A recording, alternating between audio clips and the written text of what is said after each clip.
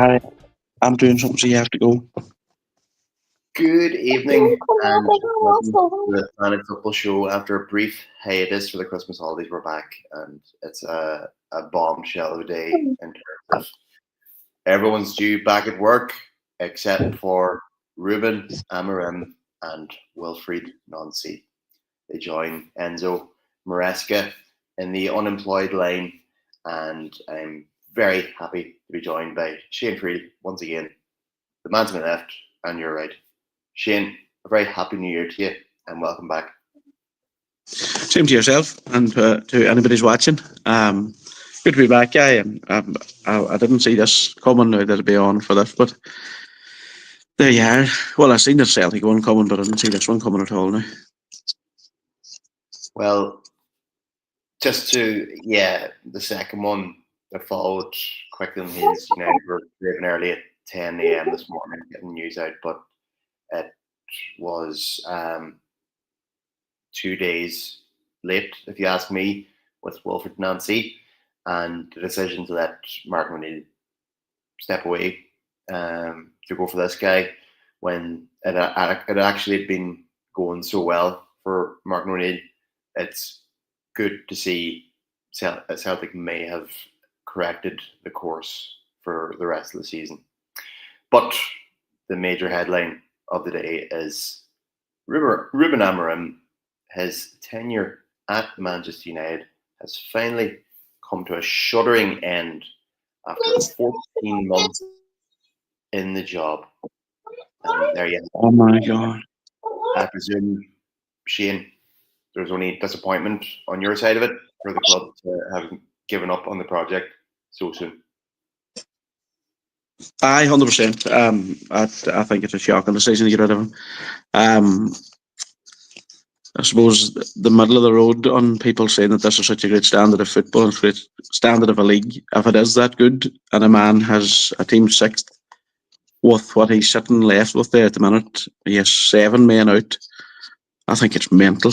I think he spoke too much yesterday. Look, it's Martin Keown and the likes are saying it's all about results. They I know a lot of ifs and buts, but they could have been potentially in a title race if one or two goals here there went away. Some shocking home results, Wolves, and I don't really count the Everton one. The Everton one, if they were there since, they wouldn't have scored. But Bournemouth, Wolves, and indeed yesterday, I didn't think Leeds were going to score yesterday. It was a bad mistake by Young Heaven, but there's 6 to 8 points.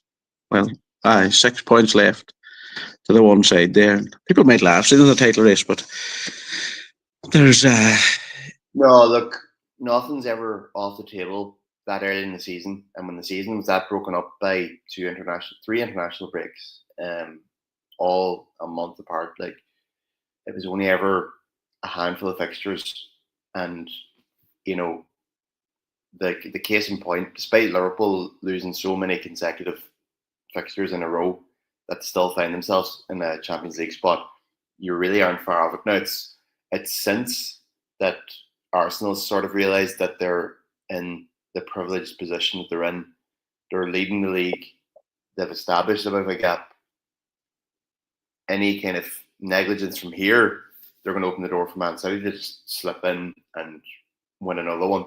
So it's got to be steely determination from here in. But the door was open. Whoever wanted to string 5, 6, 7 results together, much like Aston Villa is doing. Aston Villa is in a title race, and nobody would have seen that coming after first 4 or 5 fixtures. And United, coming off beating Liverpool, they had strung together a few good results, and I just have seen the performance and the results just drop completely off the cliff and back to what we had seen in the initial starter room in Amorim. So I was questioning keeping this guy as it was, and I was questioning even the hire at the start, because as much as the signings since and the 250 million they've backed him with, they've sort of patched up things, and he sort of can throw together a 3-4-3. It's just never been. It's never been the one for United, and it's never been the one for their DNA, the attack. And the days have been numbered. It's completely uninspiring that they go Darren Fletcher now for the remainder of the season. It's probably time to strike with one of the bigger names out there. Like Oliver Glasner is definitely beckoning for a big club to come, and I think he'd be easy swayed. He'd be expensive. It's already expensive sacking managers. It's more expensive again trying to buy them out of a lucrative enough job in South London. So Shane, it's a sore one, but here you find yourselves again in the middle of the transition, the middle of the rebuild. It's reset once again. Well, that's never going to happen. There's only one man can fix United, and I've said it for 2 or 3 years now. And it's Jurgen Klopp, because he got a serious tune out of average, particularly an average midfield at Liverpool. So that's what United have. They have a couple of men there that has legs, and they just need a bit of discipline and focus. And there's so many names like Glasner, and I see De Zerbi being knocked about there again. And Jesus, I hope they don't get Maresca. The ones, have you ever seen a basket case? I think that's him. This bullshit about being a Pep scholar and that. I mean, Jesus. Some of the say, I mean, I can't understand what any man signs. If you watched Garnacho for 2 seasons in a league and you go, fuck it, we'll chance him. Like, it's like buying a bucket with a hole in it. It's just stupid. He hasn't a clue how he got a job, going from Leicester to Chelsea, because as up and down as Chelsea could be, Chelsea's another team could easily have been right in the mix of that there if there'd been somebody with a wee bit of steadiness about them. Like, United are a Casado or a Declan Rice away from beating if United had somebody at all to stand in midfield, and I mean just stand there, the rest of it was starting to go. The front was starting to work. They still have some awful rubbish. Jesus Christ. If Luke Shaw was playing in Donegal League, you would literally start with 10 men the next week. He's so bad and gives so little of a fuck when he loses possession. It's so infuriating. And Dallow's no better. And poor old Dorgu, Jesus Christ. And Sesko. United are so... They're 4 or 5 brutal passengers. Jesus. I heard today, Shaw, that's the 6th manager Shaw's seen off. At some stage you're going to have to start looking at yourself. And that's 10 Dallow's 13 years. It's 10 managers in 13 years. 10 managers in 13 years. That's, it's... hindsight will still say it, and he's the last man to speak out against them when he got the road. As if Ragnick had stayed, or even if it had stayed as director of football, United would be in a hell of a better position. But they don't want people speaking against them. That's the thing. They want the proverbial puppet to come in and get you. They want what Arsenal were for years. They want the top 4. They want money of Champions League. They couldn't care. They don't want to win anything. Because as much as people say that United are backed, United need 10 times what they have Amorim got to make it decent. I suppose it'll never come out as well what was said. What was the final nail that me or the boards supposedly asked him to change system, and he remained steadfast. I'm not changing. You brought me in. You brought my system in. So we'll never know what went down. Why is that the line drawn on the road? So go easy, mate. For me, like, you draw to the bottom club that's and then you draw the Leeds, which look, we did know better. It's just really peculiar. Like I've gone through the results there. Like fair enough, turned over by Villa, but like you should have had some. These are scoring goals. These were scoring goals. Now I presume these have been hit. He's been hit by AFCON more than most, and I would say you would agree. You probably felt that competition way on you more than it has done previously. Um, to my memory, you probably would have lost the likes of Eric Bailly before. Rather than that, it's probably the most rich you've have been in Africans ever. Aye. And I suppose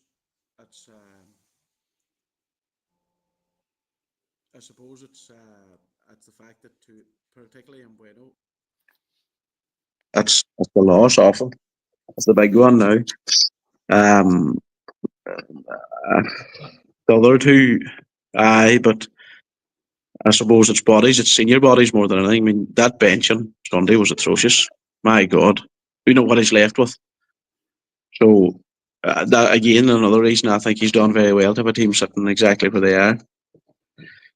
But it's all done and dusted now. So yeah, well, it's real poignant that Kobe Mainu wasn't getting to kick a ball, and now this afternoon has withdrawn his transfer request. So there's a boy that'll be back bouncing in United's midfield where it's badly needed, and you'll be awaiting anxiously now the result of Cameroon now to see if Mbomo will be back at the weekend.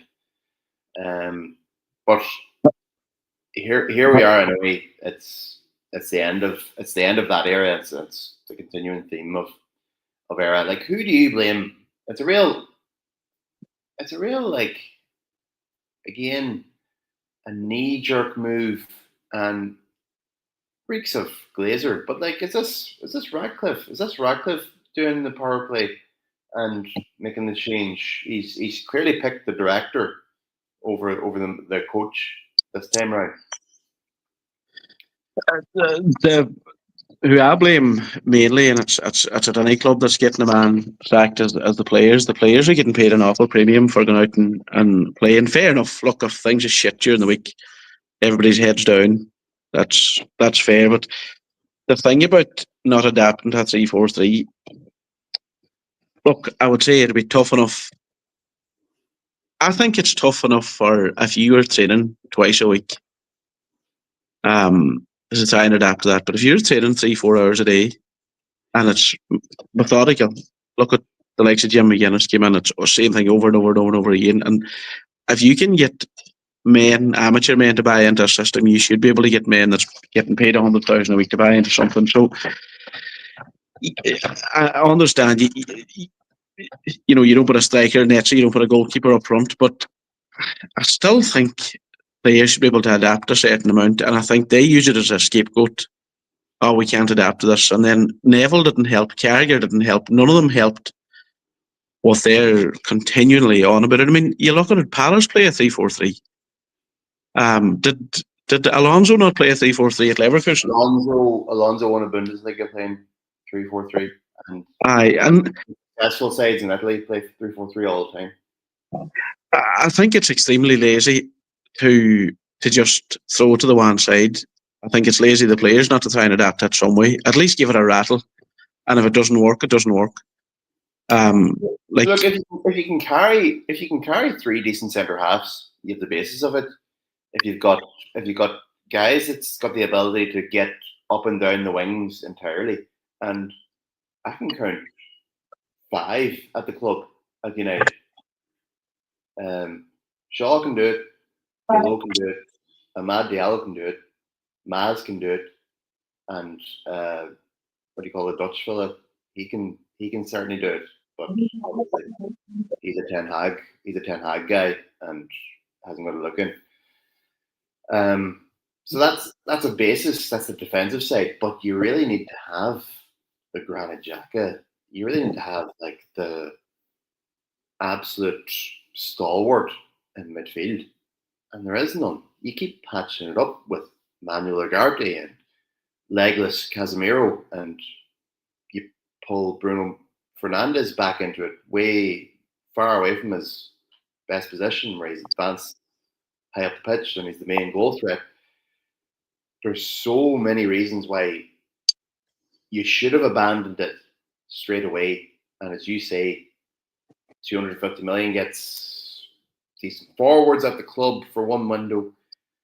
Probably need another 2 windows of, again, similar investment to get 2 sensational Declan Rice level, Zubamendi level, dare say it, Rodrigo level midfielders. That's what you need to properly prop up a 3-4-3. Well, I think as you were asking who to blame, I don't blame Amorim for a while lot, but one thing I do, if it was him that told Fernandes to stay, that's the sword he's dying on, because as and history books will show that Fernandes is the proverbial world class, but that's just stats. He's not world. He's one of the most infuriating players to watch. You know, it's Hollywood ball after Hollywood ball. He's like a fella at Astor's there that somebody told him 1 week he's decent at football, and he just a pass work for him, and he just keeps trying and trying and trying. It's like anything. If you keep trying something, it's going to click at some stage. I think he scored a savage free kick this year, but the rest of them might be penalties and that. If they had got their 100 million and bought 2 decent midfielders, United would be no worse off. Definitely no worse off than where they are, and he'd be gone. I think he's toxic around a club. I don't think he's a captain. So I think that's a mistake, Cameron. Whether it's a Portuguese thing or not, I don't know. Maybe they're friendly. I don't know, but they should have cashed in on him. As I always say, you'll always see how good a player is when he's not there. I don't see that they missed him an awful lot since he's been out injured. I don't. I don't see it anyway, because the midfield's still sparse anyway. So it's not midfield hasn't changed since he's gone out. I think Cunha was brilliant again at the weekend. The he holds on to the ball, whereas Fernandes is trying to hit the corner flag. There's I think there's football and ability wise. I think Cunha is light years ahead of Fernandes. Do you know, I do like Cunha, but I do think he's piece of a puzzle. He works better with better supporting cast, and he's obviously dynamite with Brian Mbemo next to him. And jury's out in Sesko for sure. You got to put him in the same bracket as Alexander Isak. You got to say there's a bit of fitness issue there. He's a big man. He's got to be more physical. He's got to do more hold-up play, and he's able to do every facet of the number 9 stuff. So I think he'll be seen to better light with a different manager. So no need to panic with him. That's what I say. I still have a lot of faith in Benjamin Sesko to come through, and it's just that kind of system can leave a centre forward marooned. It can, obviously, with the failings in the midfield, it can draw back the likes of Cunha and Mbemo to help out. So it can leave him sort of on a one-man mission, top of the pitch, and not getting a lot of ball. You would have seen the stats of, like, you know, Isak having 5 touches and a half. You know, it's the same thing. Haaland does very well at, like, being uninvolved, and then backs it up with 2 and 3 goals in the game. It's a quality that very few have. You don't have to be involved, but you make the greatest impact in the game ultimately. So it's a couple of things needed for, you know, knit the thing together a bit better. I think could do worse could do worse than getting Ollie back at the club for a short term and stay the hell away from Gareth Southgate. I don't know what this wet dream that Radcliffe had with trying to hire him, trying to acquire him. It's one of the big ones, obviously, in the summertime. Oliver Glasner, Areola from Bournemouth, and probably Yassel, probably the guy out of Salzburg, and a couple of ones. Obviously, Liam Senior is contained under the Chelsea umbrella, but he was doing marvelous stuff with Strasbourg. He's been snapped up by Chelsea to replace Maresca. The other interesting one is, and keep an eye on, is obviously Cesc Fabregas at Como. He would love to come back to England, I'm sure, and he's certainly cutting his cloth. Obviously, I've set my stall out about who I want to take over from Slot. I would say there's no reason why he should avoid the same fate as Amorim and Maresca. I would just say the only thing that's holding the club back is they have a name in mind, and they won't act until that individual's free. So here we are, obviously, again, quite dreadful, quite passive, very high walking stats against Fulham. And they somehow won the game and then conspired to stand off Harrison Reed and let him blast in a worldie with 7 minutes into the stoppage time. It's the style of football that's driving me bananas. It's so placid, so lazy, so far away from the good stuff, the pleasant stuff we were watching under Jurgen. It was so far away from the multi-system switch that Slot Ball was able to do last season, pretty much up until the title was done. Obviously, the foolish spin out to Ibiza when the title was done. I think mindset change has a lot to do with the current chaos at Liverpool. And said very well on the Anfield Wrap. There's an 8-minute segment that I will send to you later. And gosh, it's like sense from a source that I would have thought there's people that's going to continue to back a Liverpool coach until that person isn't coach anymore. They finally came out and said it. It's either darn right incompetence or it's absolute outright arrogance. And both of them aren't welcome at Liverpool Football Club. I know language doesn't have to be watched on here, but he's fucking awful. I'm not going to bang on about the standard of the league, but no, the number 9 that Arsenal signed isn't great. But if Arsenal had a wee bit more about them last year, I don't think Liverpool won. I don't get him at all. And regardless of him spending whatever he spent in the summer, that's Liverpool spent nothing in the summer for that. Zero problem. Any team spending $1 billion every summer. But look, the money spent in the wrong place. Nobody knew Hugo was going to be as good as what he is. That's fair enough. And look, Isaac was the jewel of the outside of Haaland. Everyone saying nobody wanted. Everybody else in the world offered Isaac to take the hand off them. But just spent in the wrong place. The defense needed it. Nobody's seen Kerkez being the bag of shite that he seems to be. But he's a clown. I genuinely look. All joking aside, again, if he went to Scotland and he won a league, you'd be like, Jesus, how did he win that? That's baffling how he walked a league last year. Vice versa from what I'm saying about players getting a cop out. it's very evident that the Liverpool players went out and played.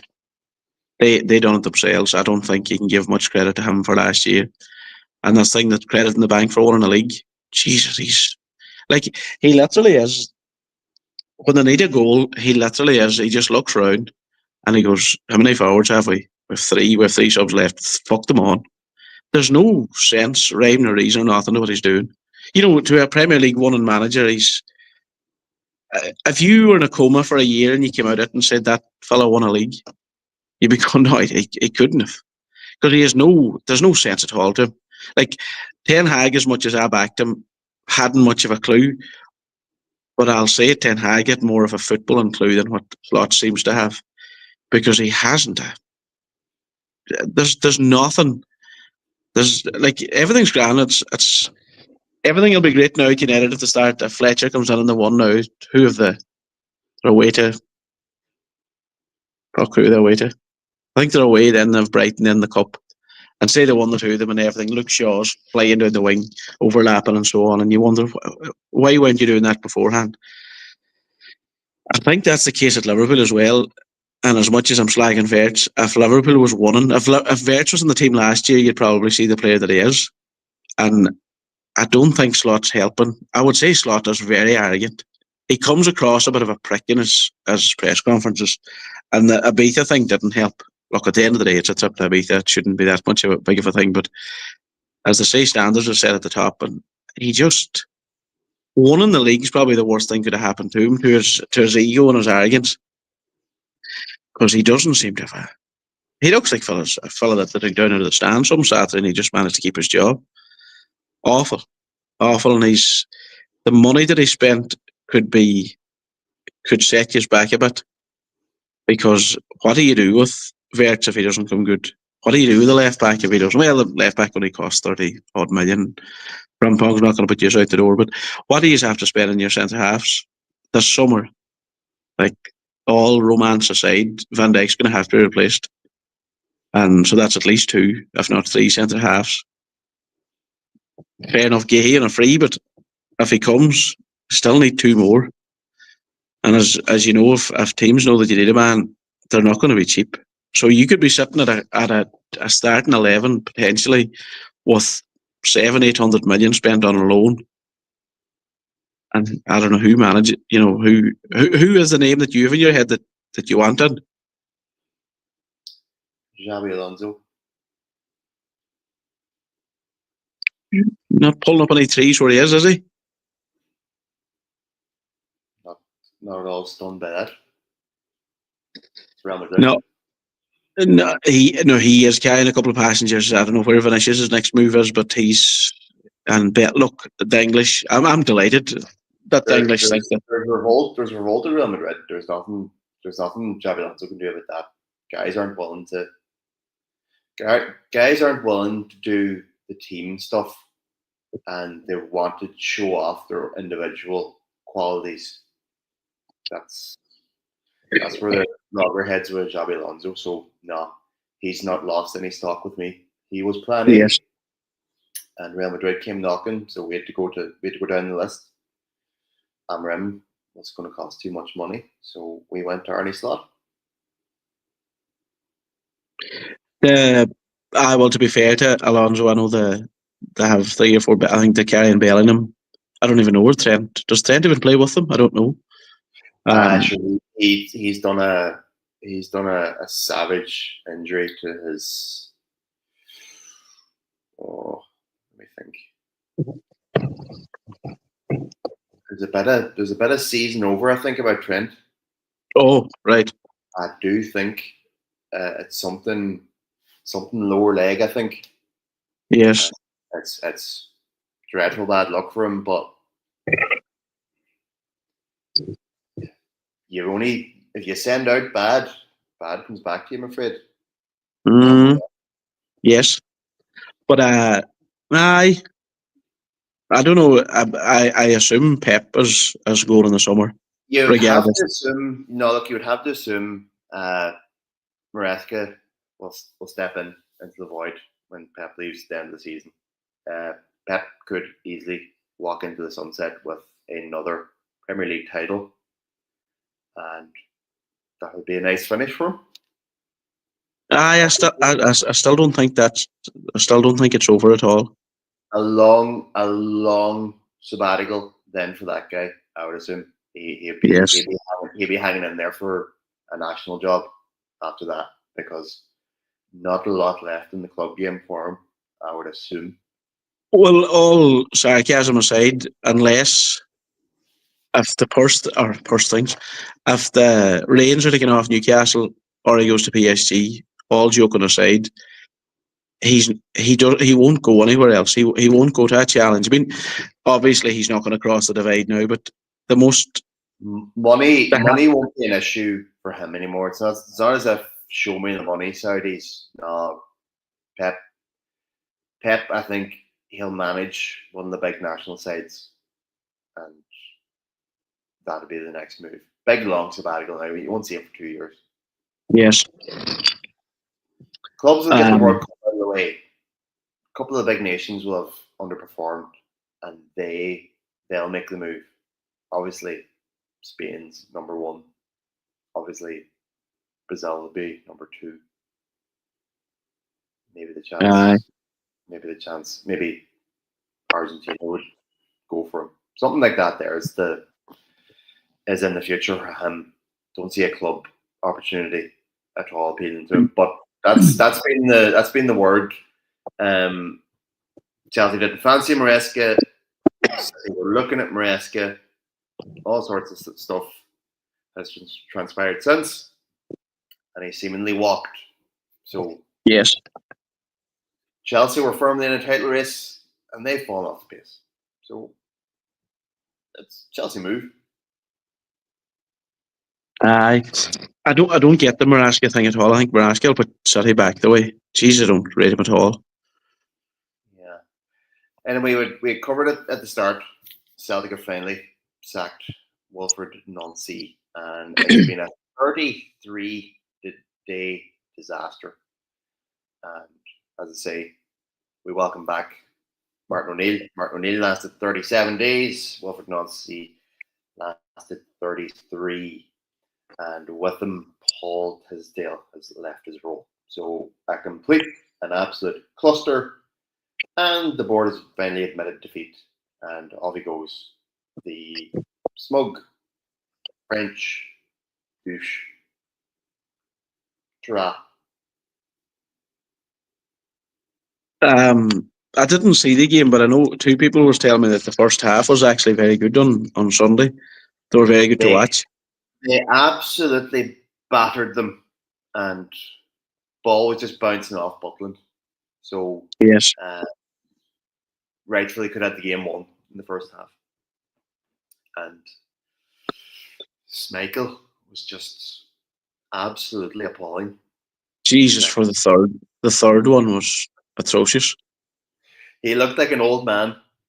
Yes, I think the one thing I would like this summer is Celtic end this older statesman keeper exercise. Joe Hart, Casper Schmeichel. I think I've seen enough of that with the Rangers side of it with McGregor. When you stick an old man between the sticks, you're liable to see elder statesman reactions to minor deflections. So no look, writings on the wall. Rangers came out, scored immediately, and 2-1 up immediately. And just Celtic have nothing. They have nothing to change it up. They stuck Yang on a different wing and just completely nullified him. Whereas he just danced in from the right and battered one in through the net. But and say before actually earlier on, I was going on to see Celtic are probably shorting an awful lot now for the title since O'Neill's announcement. I think it's crazy that the results were as such. There was still only 3 points off Hearts before the weekend. I presume Hearts beat the bottom club at the weekend. I didn't even bother. I took my eyes off Scotland for from 88 odd minutes. I think I joined the rest of the people walking out of Parkhead and Aye. just forgot about football for the weekend. But I assume Hearts would have extended the lead in the top league. But still, it's not a chasm.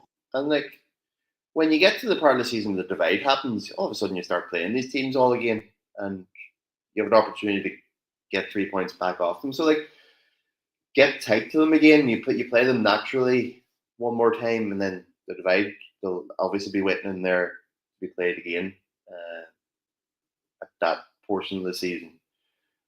There's still a winter break in Scotland. Am I right in saying? Will they play like around the Scottish Cup and then like take a 2-week hiatus? I think so. Aye. Yeah, just Aye. wanted to confirm that for me.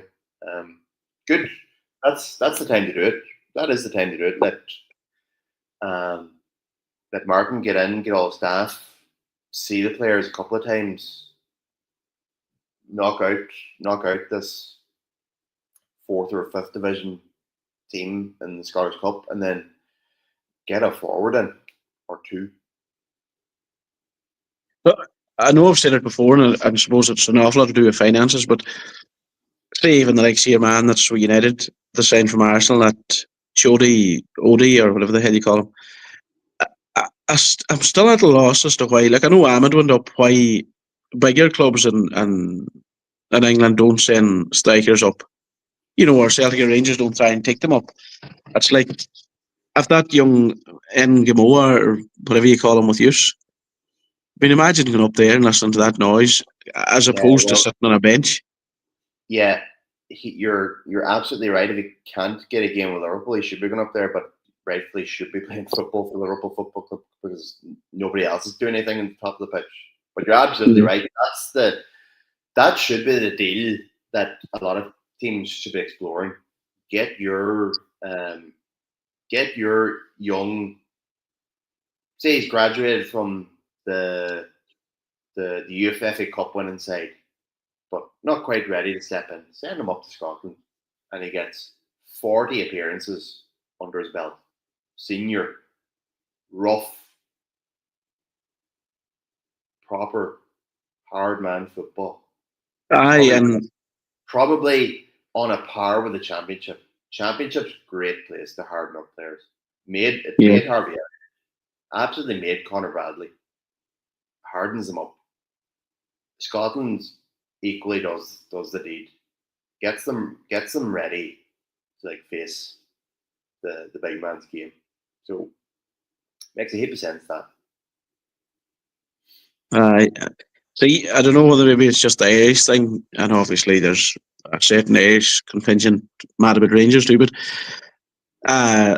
maybe the romance isn't over in England for either of the two of them. For a young Englishman to go up and play for them. And like I know Adam Ida went up, I don't think he was that great, was he? But maybe that thing's just not there for a young Englishman to go up. Like your man Jody for United. Would you not want to go up and listen to that? I mean, you become a hero up there very quick if you're a decent number 9. Like growing up, you would never hear. I mean, there's certain number 9s you wouldn't hear from the Premier League that would score maybe 10, 12 goals, but you'd hear about all through childhood and everything about players. Like look at Larson. I know Larson was a different. He's unique, but you can become a hero in football by playing as poor of a standard as it might be. You could probably forge not as lucrative a career, but there's been Henrik Larsson's out there on his own, but there's been a ton of guys since Georgios Samaras, Lee Griffiths, Anthony Stokes, Tony Watt. There's been boys that just had started their names into like hero status, just scoring goals in old firms and championships. So like that's the case that you need to be making to young players. And enough of this nonsense loaning and older state keepers. It's just that's how poorly the clubs run. So make some money. Seen a lovely AI render of Celtic developed the main stand and brought it all up to the same level. increased the capacity to 70,000. Good Lord, it's like some big house at the minute. Jeez, it'd be phenomenal if you completed the bowl. Yes. Does it sell out on normal league games as it stands? Don't think so. No. No, I think it's always possible to walk up to the box office and buy a ticket. Yes. Which is understandable enough to you not. I would say some of them teams in that lower part of that are pretty poor. With the era of Fire Sticks and all, and Celtic TV being available more and more, there's always empty seats now. But funny, I see I see even United tickets are starting to come back online, whether it's this run of games or whatever, I don't know, but you're able to buy again at United tickets now. They're not cheap. I was looking at 112 for the Palace game. Is it Palace in a couple of weeks? A home game to Palace, 100 it's mental money, but there was a stage last year, even how shite it was last year, you couldn't get tickets. So again, maybe the likes of Fire Stick and all that. I think people are starting to get very annoyed with the changing of times of games. If Sky decide all of a sudden maybe United weren't going to be on this weekend, now I know they can't change it that close, but if they just decide now to change, it used to always kind of the big hitters was on the TV, but I think is it this Sunday, the Super Sunday, this Sunday's not that great looking. I think Newcastle might be in it, but the other game's not great. And if you're a fan of that one of them, and all of a sudden it's changed from the Saturday 3:00, it makes a balls for us from here anyway. But it can't be changed this close. But by Jesus, they would love to change it. Get Darren Fletcher's first game on the telly. Yes, that is the sort of stuff that causes games to move. A Saturday 3:00 and a Darren Fletcher led United plays a someone else led West Ham. Say Potter's sacked. That's the kind of stuff that should be on TV. Then you see, and they'll move hell on earth to put that on TV. I don't. I know it's a midweek game now, all right, but I seen earlier on who they have away. Are they away to? Fuck, I can't mind now who they're away. They're away to somebody. Or no, they were away to Leeds. It must be. Aye. Playing Burnley first morning. Yes, that's what it is. And then, as you say, you have who in the cup? Is it Brighton? Brighton. Aye, and is that away? I think that's away, and then is it home to City and away to Arsenal? I think. So if Fletcher's going to do something, he's going to do something very drastic. And I wouldn't mind. Amorim actually had the measure of Liverpool, and he had the measure of Pep. So, and to the most part, Arteta didn't make any balls of him either. So, it was a strange old time to let him go to. I don't look. That's what he said after the press conference. He just basically came out and said, "You're all a ball." So he had to go. If he had to keep his mouth closed, he wouldn't. He'd still be in a job, and that's the long and the short of it. I don't think it is a result. I'll love to regret that one. I don't get to take revenge on Amorim. I have two games against them and a draw and a defeat. So I'll be forever regretful of Sir Ratcliffe. Yes. Making the change when he did. So there we are. Shane, I'm sure we've covered most of the big news this evening, but we'll try and keep ahead of it. Obviously, Liverpool have Arsenal next. Mo's out there in Morocco having his hands all over everything, securing the win in extra time against Benin this evening. So he's not going to be around. So we go into Arsenal sort of short-handed. So I don't know what to expect. It'll be the kind of thing now Arne Slot ends up doing the double against Arsenal this season, and he gets to ride out for the end of the season. But I would just nearly love to get absolutely trounced 4-0 by Arsenal just to get shot of them and Aye. onto greener pastures. I think I don't like saying it because I'm not wild push about Arsenal winning it, but they're fucking Jesus. They're decent in midfield, and that's where you're winning and losing games. They're not as tight at the back as they were by any stretch. I think Timbers. I think he can get rattled very easy now, and I know as it Gabriel's only back now, but um, I think he can. Timber can definitely get. Who's your main left hand side man now? Is it Gappo back or? I got goes back, yeah, back Uh, scoring. He'll be starting. like I still don't rate their forward line. You see, so I think their midfield. Look, their midfield threes. They're big. They're I big ones. think I think Gyökeres might be officially a boss. Yes. I like Yeah. as I say, I hold a bit of a hope for Sesko. I think it's brittle bad luck for Isaac, but we'll see him again this season. But Gyökeres is the world at his feet and a brilliant supporting cast. And the boys around him are scoring.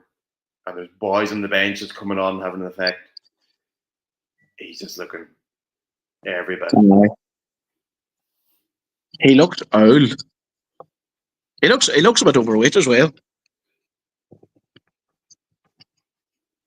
So I don't know. Look, Sesko's and a team. Well, no, United were scoring some goals now, but to be fair, but Arsenal having you're top of the league if you're not knocking a few in, it's that's not great looking. But no, I can't see them dropping points against you at all. Sure, look, they're still doing well in their set pieces, and we're still absolutely crumbling to bits. Set pieces, sacked our set piece coach, so everything's a bloody delegation with this manager. So yeah. There's one thing I wanted to throw weight on, and I say United are massive for it.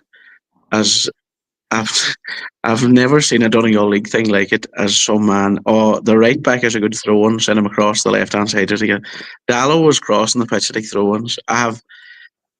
When you have a team you've spent 400 or 500 million on, can some other clown not throw the ball in? I don't care if he can throw it to the moon. Jeez, I can't. It's like in GA when the goalkeeper's up taking 45s. Can the rest of you not kick it? I mean, look, it might sound very black and white, but for fuck's sake, throw the thing in. I wouldn't mind. Dallows is terrible. This is a complete tangent, but relevant to your point. There's a real culture thing happening in America, and they're getting a siege of Irishmen to do their kicking for them. So this is like a pure, you get the long 45 kickers, and these boys are end up being good at kicking field goals and punting. So there's a real get the big Irisher with a big boot. That's what a pile of these NFL and college teams are doing. They went through like this. There's 20 of them. There's 20 of them all kicking in a very important capacity, and somewhere in America. So that's my one wee tangent to expand on your Donegal League. Master of the throw-in that Arsenal seem to have unlocked. But I just, regardless even if the right back or the left back's taking it to his own side, when has football, and as much as I say football was better years ago, how have we gone back 25 years to, well, Roy Lap's not 25 years ago, but like Stoke done it because they hadn't much else. There's teams using it to have fucking what we're told are in World 11s. What is like? I don't know. I can't fathom it at all. Jesus Christ! Are they spending hours at this on the training ground? Roy Delap might be 20 years ago. He's a boy now playing in the league, so he's there, yeah. So, I don't know. That's mad, but look, it's working. You can't. I don't like Arteta, but you can't really fault what he's at there at the minute. As every corner they put in does look dangerous. To be fair to them, yeah. Whatever they're at, they're doing it right. Oh, jeez, it's basic stuff at the end of the day, Shane. That's like it's where you're putting the ball, and it's where you're basing individuals in the box. It's basic stuff that we've covered in teams before about where we're going to employ men. So like it's just they're putting extra attention on it. Clearly, there's one of them coaches there at Arsenal that he'll do well elsewhere. As long as Arteta can keep him in town long enough to win the league, he'll do well on his own somewhere else. But they're focusing on a couple of things that they can sort of, push. So many things that they can push on the game where they're actually excelling at, and proofs in the pudding. They're sitting there nicely in the differential. They're not conceding many, and they're doing exceptionally well with scoring them, and it's still covering a vast slice of the pie chart for the goal involvement. So if it ain't broke, there's no fixing it. Exactly. So Shane, delighted to get a show in, delighted to get 2026 off and running, and in the traditional format, yourself and myself, and we've covered the bases tonight. It's been fun. So yes. Anything else to add to the evening, Shane, before we sign off? No, that's it. No, we'll fingers crossed now. Klopp I'll answer the call. I'll be a happy man. You're never going to witness a big happy German sporting a baseball cap in your dugout. So sadly not, but back to sleep for you. Yes. No, that was a good one. It's been real, folks. New year, new me stuff is a load of hogwash. Me and Shane's going to get down to the dirty business of dropping a few pounds, and it's all about good old-fashioned determination and saying no. And Shane, you're with me in it. I am, but yes, slowly. That's definitely baby steps now, but we'll get there. No, it's certainly not going to be in January and out in February. No. Going to be this year. No, it's going to be a year-round effort. So, folks, be good, be kind. Good things are on the way, and we'll see you on the next one. And hopefully, with a couple of permanent and more successful manager hires going on. Have a good one, folks. Peace out.